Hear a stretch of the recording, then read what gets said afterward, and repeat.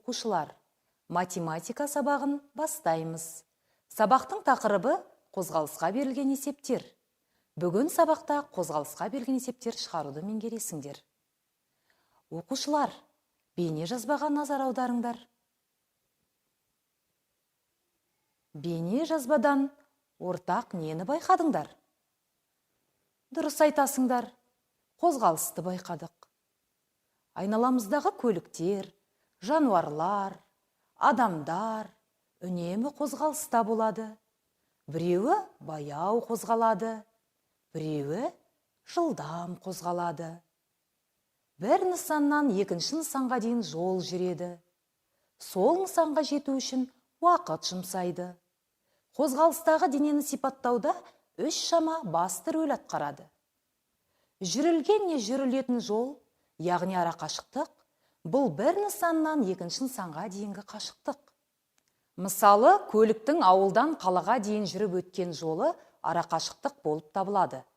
Көлік осы ауыл мен қаланың арасын неше уақытта жүріп өтеді? Қозғалыс уақыты дегеніміз, бұл бір нысаннан екінші нысанға дейін қозғалыста болған дененің жолға жұмсаған уақыты. Денелердің қандай жылдамдықпен қозғалатынына назар аудар. Үшеуі үш түрлі қозғалады. Кестеде нысанның қандай да бір мүмкін болатын жылдамдығы берілген. Мысалы, адам бір сағатта 5-4-3 километр жүруі мүмкін. Бірақ бір сағатта 20-25 километр жүруі мүмкін емес. Велосипедші сағатына 15-16-17 километр жүруі мүмкін. Тасбақа өте баяу қозғалатын болғандықтан минутына 3-4-5 метр жүруі мүмкін. Ендеше қозғалыс жылдамдығы дегеніміз уақыт бірлігінде жүріп өткен арақашықтық.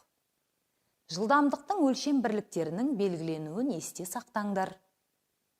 Жылдамдықтың қысқаша жазылуы. Оқыған кезде сағатына 15 километр деп оқимыз. Яғни бір сағатта 15 километр жол жүрген.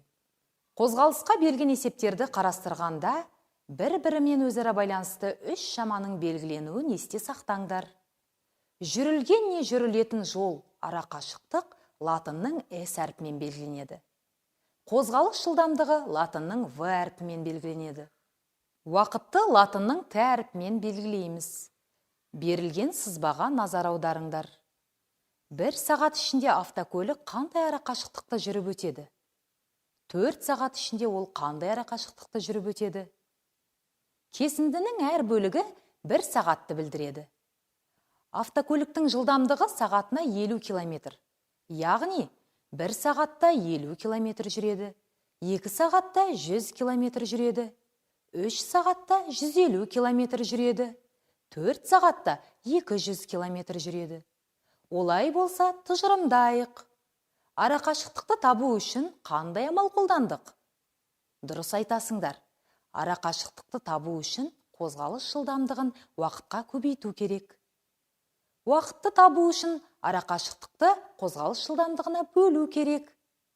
Қозғалыс жылдамдығын табу үшін арақашықтықты уақытқа бөлу керек. Оқулықтың 106 бетіндегі 3-ші тапсырмаға назар аударыңдар. Бұл тапсырмада қозғалысқа берілген есепке сызба сызып үйренеміз. 3-ші тапсырманың А нұсқасында берілген есепті оқимын. Автокөлік 4 сағат ішінде 320 километр жол жүрді. Автокөлік қандай жылдамдықпен қозғалған? Есепте не белгілі? Дұрыс айтасыңдар. Уақыт 4 сағатқа тең. Арақашықтығы 320 километр. Есепте не белгісіз? Жылдамдық белгісіз. Енді сызба түрінде көрсетеміз. Алдымен сызғыш пен қарындашты пайдаланып кесінді сызамыз. Осы кесіндіге арақашықтықты белгілейміз. Уақыт 4 сағатқа тең болғандықтан кесіндіні 4 бөлікке бөлеміз. Әр бөлік 1 сағатты білдіреді. Жылдамдықты қозғалыс бағытын көрсету арқылы белгілейміз. Жылдамдық белгісіз. Енді есепті шығарайық. Формуланы басшылыққа аламыз. Жылдамдықты табу үшін арақашықтықты уақытқа бөлеміз. Бөліндінің мәні нешеге тең? Дұрыс жауабымен тексерейік. Жауабы автокөлік сағатына 80 км жылдамдықпен қозғалған. Үшінші тапсырманың ән нұсқасында берілген есепті шығарайық. Автокөлік сағатына 65 км жылдамдықпен қозғалды. 4 сағат ішінде автокөлік қандай ара қашықтықты жүріп өтеді? Есепте қандай сан белгілі, нені білдіретін сан? Дұрыс айтасыңдар. Қозғалыс жылдамдығы сағатына 65 км. Уақыт 4 сағатқа тең. Есепте не белгісіз? Ара қашықтық белгісіз. Сызбасын сызамыз. Ара қашықтықты белгілейміз. Ара қашықтық белгісіз. Уақыт 4 сағатқа тең. Кесіндіні 4 бөлікке бөлеміз. Қозғалыс бағытын көрсетіп, жылдамдықты белгілейміз. Жылдамдық сағатына 65 км-ге тең. Формула бойынша ара қашықтықты тауып, жауабын жаз. Енді дұрыс жауабымен тексерейік. Ара қашықтықты табу үшін қозғалыс жылдамдығын уақытқа көбейтеміз. Жауабы 4 сағат ішінде 260 км ара қашықтықты жүріп өтеді. Бұл нұсқада берілген есепке назар аударыңдар. Автокөлік сағатына 90 км жылдамдықпен қозғалды. Егер дәл осындай жылдамдықпен қозғалатын болса, 360 км ара қашықтықты автокөлік қанша сағатта жүріп өтеді? Есепте не белгілі? Қозғалыс жылдамдығы сағатына 90 км, ара қашықтығы 360 км. Есепте не белгісіз? Уақыт белгісіз. Енді есепке сызба сызыңдар. Сызбаны дұрыс сызды деп ойлаймын. Олай болса, есептің сұрағына формуланы еске түсіріп жауап берейік. Дұрыс жауабымен тексерейік. Уақытты табу үшін ара қашықтықты қозғалыс жылдамдығына бөлу керек.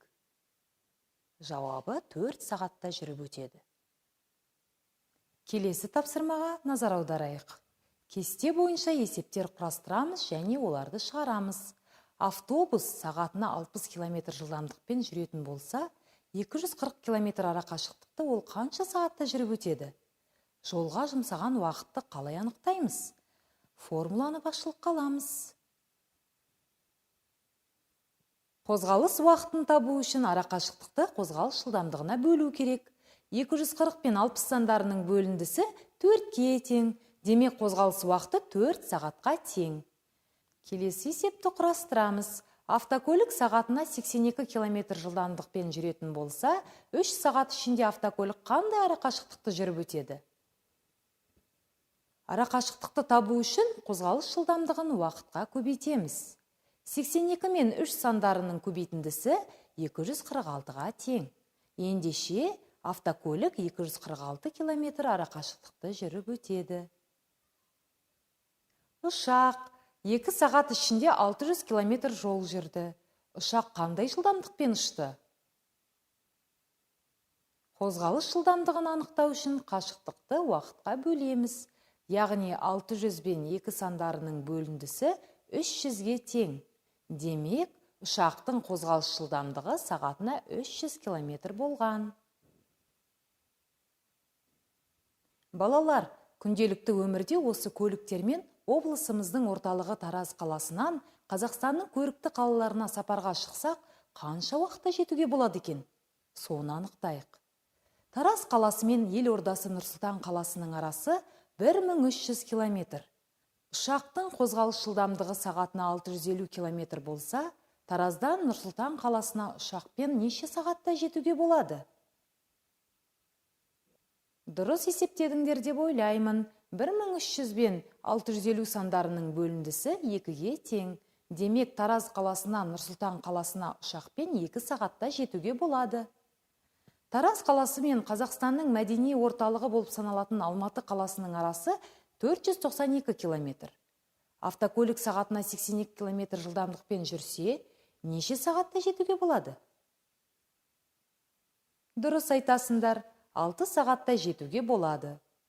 Тараз қаласы мен Қазақстанның киелі мекені болып саналатын Түркістан қаласының арасы 330 км. Сағатына 66 км жылдамдықпен жүретін автобус Түркістан қаласына неше сағатта жетеді?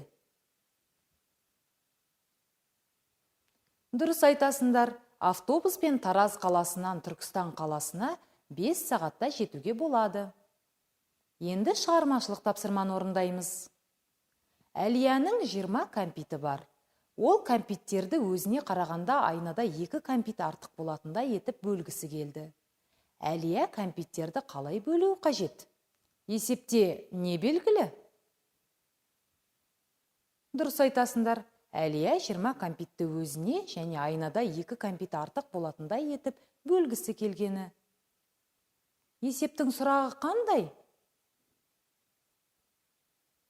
Әлия кәмпиттерді қалай бөлуі қажет? Есептің сұрағына бірден жауап беруге бола ма?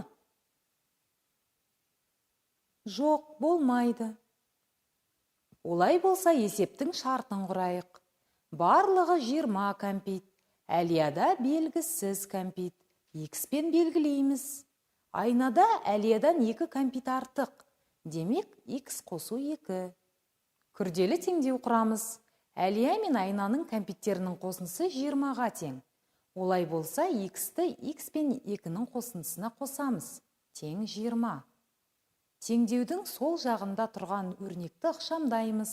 Санды қосындыға қосу үшін осы санды қосылғыштардың біреуіне қосып, шыққан нәтижені екінші қосылғышқа қосу керек. 1x-ке 1x-ті қосқан кезде 2x болады. 2 көбейту x немесе 2x деп жазуға болады. Мұндай жағдайда көбейту таңбасы көбінесе жазылмайды. 2x пен 2-нің қосындысы 20-ға тең. Белгісіз қосылғышты табу үшін қосындының мәнінен белгілі қосылғышты азайтамыз. Айырманың мәні 18-ге тең. Содан кейін жай теңдеуді шешеміз. Белгісіз сан 9-ға тең болады.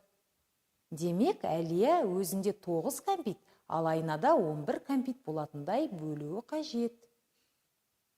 Сабағымызды қорытындылайық. Жүрілген жол мен уақытқа қозғалыс жылдамдығына қатысты тұжырымдар жасадыңдар.